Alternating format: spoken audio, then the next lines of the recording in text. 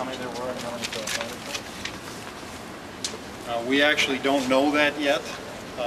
What we do know is the numbers I gave you earlier. We have 7 fatalities, and we know that we've transported over 60 people to area hospitals, to the University of Minnesota Hospital, Hennepin County Medical Center, and North Memorial. And we don't have any information on the condition of those people. We're going to have to leave it to the hospitals to get you that.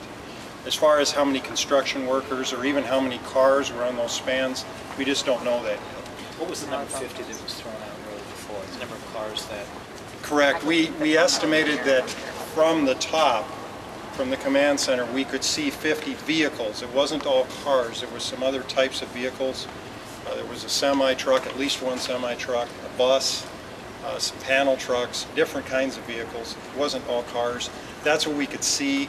We have a feeling that there's several more vehicles in the river that we haven't found yet. These are 50, I'm sorry, these are 50 on the bridge after the collapse? That's an estimate. We haven't made a physical count of them. There was some concrete work being done. Have you been able to rule out that the work that was done was kind of superficial? It didn't involve the structure of the bridge. That did not cause this collapse. We don't know that.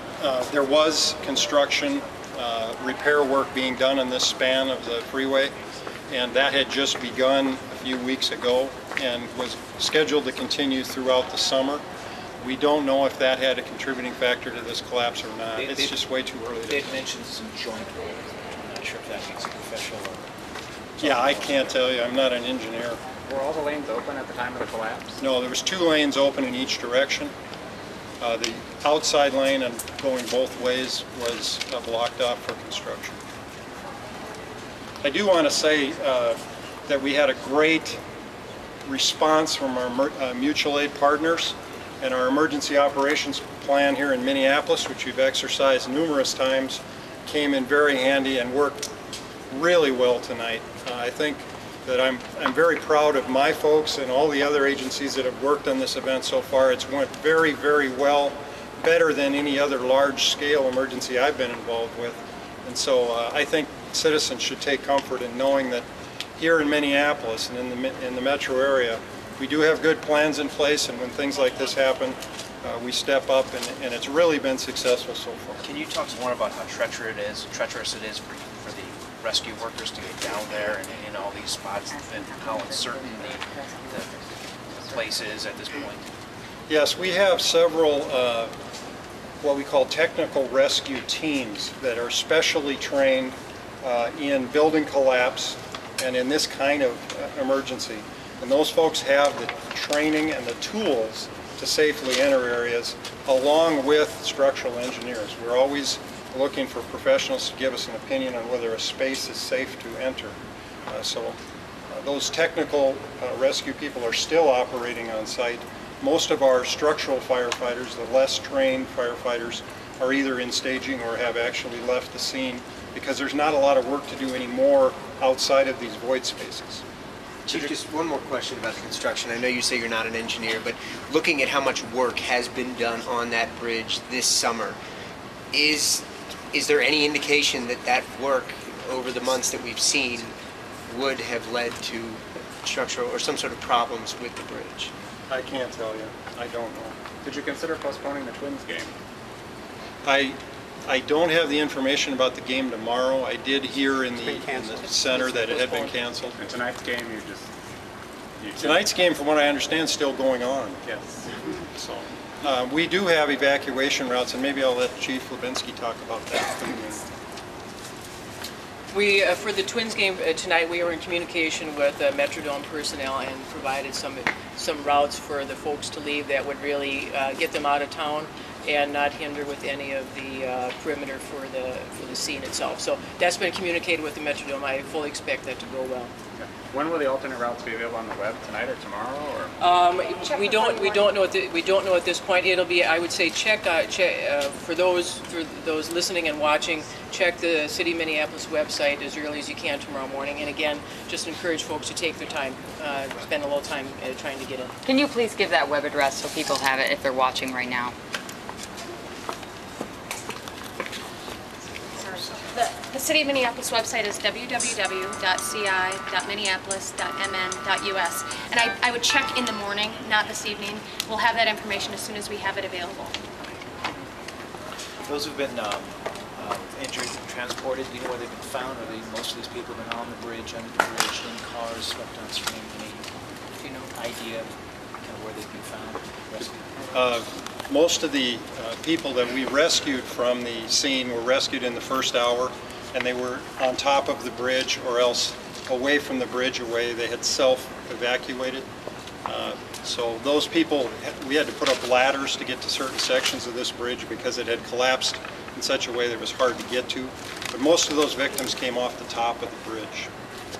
How about in the water? How many in the water? I don't know how many actually were pulled from the water. Chief, is there any way to look at this and guess just how long it could potentially take to deal with this catastrophe? Well, it depends on what phase of it you're talking about. I would say that within the next day or two, we will have wrapped up our part of it, the fire department's part, and then there'll be several months, I would imagine, of investigations, and it's going to be a while before that section of bridge is rebuilt. I would say, again, I'm not an engineer, but just knowing, traveling around and watching construction, that's probably going to be a couple years before that section of bridge is back. Do you have any idea how many rescuers were down there pulling people from rescuing people and from what departments and from how far did people come to help? Well, I saw vehicles, fire vehicles and police vehicles from all over the Twin Cities area within an hour after the incident, which is our mutual aid partners. They were there for us right away. Minneapolis Fire has 26 fire trucks. We had 22 of them at that scene within 45 minutes.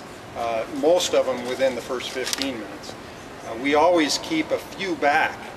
There's always a impulse, every firefighter wants to be there, but we do have other things that happen in the city. Even when there's an event of this scope, we have to remember that there's 400,000 people in this city that need service as well. So, but there was tremendous response from our mutual aid partners, and it was very well coordinated, which is unusual for an event this size. Can you remember anything where there's been a response this large, event, catastrophe, where there's been a response this large? Not in Minneapolis, and at least recently. I've been here 21 years, and we haven't had any event this large in this city. I was down in Katrina in New Orleans, and of course that was a huge scope event. But for us, this is a big deal. We have one more phone number. I just wanted to also let you know there is one phone number for families and victims, and it is the Red Cross General phone number, and that's 612-871-7676. We have people standing by answering the phone, so be patient, and if you need information just about family and victims and things like that, there'll be some comforting people on the other end of that line. Do you plan any more updates for tonight, or is this going to be it until tomorrow morning? Briefings? Yeah. Any more updates? I suspect that we probably will not. We may have more information that we can provide, but I don't suspect that we're going to have a lot of new updates. I don't believe so. So this would be it for tonight. Just a quick question, don't mind. In terms of explosions after the collapse, anything known? Smoke, fire, these cars going off, explosions? Yes. Got it? So, some of that might have been tires exploding on some of the cars. Other than that, I'm not aware of any other explosions. There were also some newer cars inside the bridge. What they do know tonight is that there were 50 cars on the bridge at the time of the blast. That's what We don't know exactly what that was, but we know it isn't hazardous. That was visible We'll when check they that arrived out. on the scene. They said that and there was a vehicle fire after the collapse. It burned for a while on the south end of the bridge. There was no exposure, so it wasn't a first priority. We've been able to tell whether all the fire department said unfortunately he expects that number will rise in the next few days. He says this investigation will probably take months. We can even start talking about the building of that bridge at this point because that is 40 years in the making. I wanted to thank all of the area people that responded, all the other departments.